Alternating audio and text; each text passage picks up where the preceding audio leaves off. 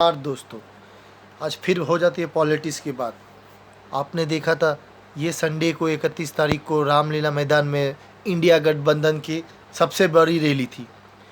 उसमें सभी आए थे, छोटे से छोटे और बड़े से बड़े। राहुल गांधी से लेकर मल्लिकार्जुन से लेकर शिवसेना से लेकर हर गुट के, अखिलेश यादव से लेकर सब आए थे। और बात हुई अरविंद केजरीवाल के भी बारे में।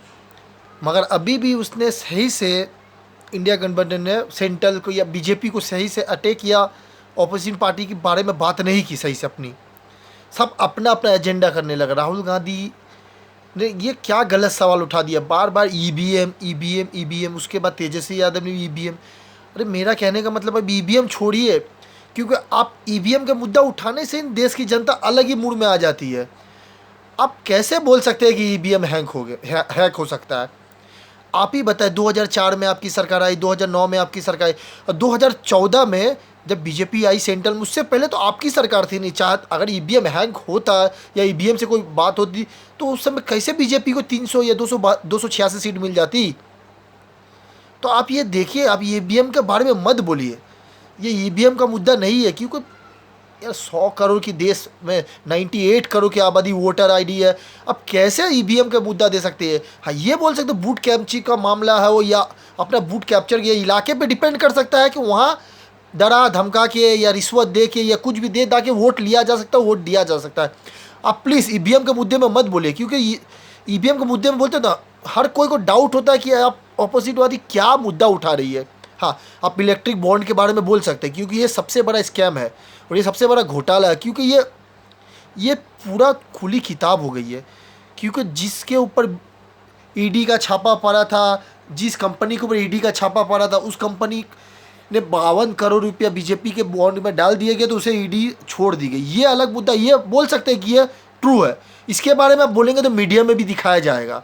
मतलब जो मेन मुद्दा, ये मुद्दा आप कम करें, ईवीएम के बारे में बेसी ला रहे हैं। अरे खरीद सौदा ये तो होते ही रहेगा। मुंबई से इतने सारे एमएलए चल गए, कांग्रेस के चल गए, बीजेपी के में चल गए, तो ये सब तो खरीद होते। जो सेंट्रल में हो तो खरीद ही लेगा, चाहे आप हो या ये हो। आप ईवीएम का मुद्दा मत उठाइए। हाँ, ये उठाइए कि बेरोजगारी चल रही है। अभी भी यूपी में 50,000 पुलिसकर्मी की नौकरी के जॉब में अभी तक नहीं मिली, उसका एग्ज़ाम नहीं हुआ। पेपर लीक के मामले में अब उठाइए, क्योंकि इससे युवा को इंटरेस्ट होता है कि नहीं, ये मेरे हक के मुद्दा उठा रहा है।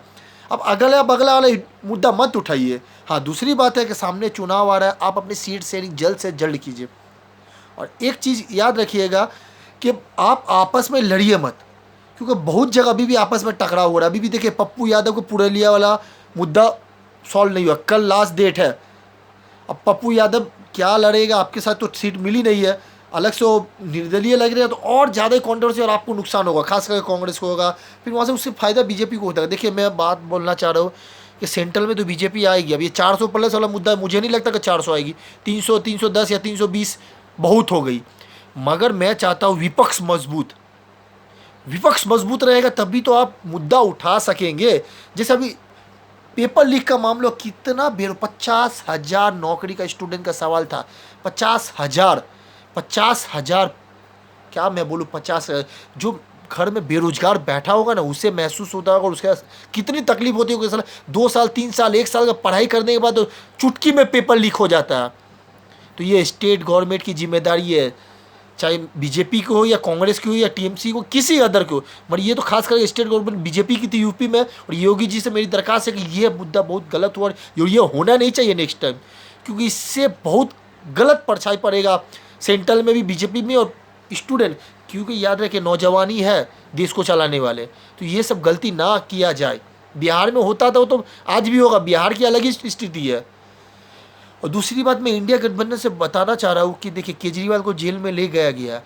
और ख़ास करके मैं अपनी मीडिया वाले से भी बताता हूँ, इतना बड़े बड़े हमारे मीडिया में, कोई मीडिया का नाम नहीं लेना चाहता हूँ, वो बोलते हैं कि जेल में केजरीवाल को किसी से मिलने नहीं दिया जाएगा, ना संजय सिंह या मनीष सिसोदिया, सबसे अपने अपने आसपास के लोग से नहीं मिलने देंगे एक जेल में। आप मीडिया वाला इतना बता रहे कि जेल में इतनी कार्रवाई, तो ये तिहाड़ जेल की बात है। सुशांत जो 200 करोड़ के स्कैम में पकड़ा गया था, जैकलिन के साथ उसके आया था, जेल में बैठ के वो रैकिंग करता, जेल में बैठ के बड़े बड़े मिनिस्टर को, बड़े बड़े वकीलों को फ़ोन करता, तो वहाँ से घुसखोरी चालू हो जाती। कहाँ से होती थी? Baba Ram Rahim, criminal case, rape case, murder case, कितना सारा केस चल रहा। पैनल में जाते हैं, लाइव टीवी में आके शो करते हैं, पंजाब में घूम घूम के शो कर, पैरल में आते हैं वोट बैंकिंग के लिए, उसे पैरल में बोलते हैं और सबको दरखास्त को बोलते हैं कि इस पार्टी को वोट दो, तब हमारी मीडिया दिखाई नहीं देती। और अभी बोलते हैं कि केजरीवाल को किसी से मिलने जो, बल्कि वो अभी सीएम है करंटली, दिल्ली के सीएम और दिल्ली के जेल में, और आप उसको बोले उसको कुछ नहीं होगा, और उनको वीआईपी ट्रीटमेंट तो मिलती ही होगी, मगर आप मीडिया जो फैक्ट है वो बताइए। क्योंकि मीडिया देखिए, पॉलिटिक्स के बाद, हिंदुस्तान के बाद मीडिया सबसे बड़ा पोजीशन है, क्योंकि दुनिया, हिंदुस्तान की दुनिया मीडिया को देखती है। पॉलिटिक्स के आज भी कोई भी नेता बोलते हैं उसका भरोसा नहीं करती है, ये मान के चलिए। खास करके मैं बड़े बड़े मीडिया के बारे में बोला, जिसमें मेरे फेवरेट एंकर भी है, बहुत सारे मेरे फेवरेट एंकर और बड़े बड़े न्यूज़ चैनल में। आप समझ जाए मैं किन किन बड़े बड़े 4 न्यूज़ चैनल सबसे बड़े देश में है। अगर ये 4 न्यूज़ चैनल किसी को अगर सपोर्टिंग करने लगे ना, तो ऑटोमेटिक वो जीत जाएगा, और किसी के विरोध हो जाएगा तो ऑटोमेटिक वो जीत जाएगा। तो मेरी मीडिया से दरख्वास्त है कि आप निष्पक्ष रहिए और जो सही है वो ज़्यादा करके दिखाइए।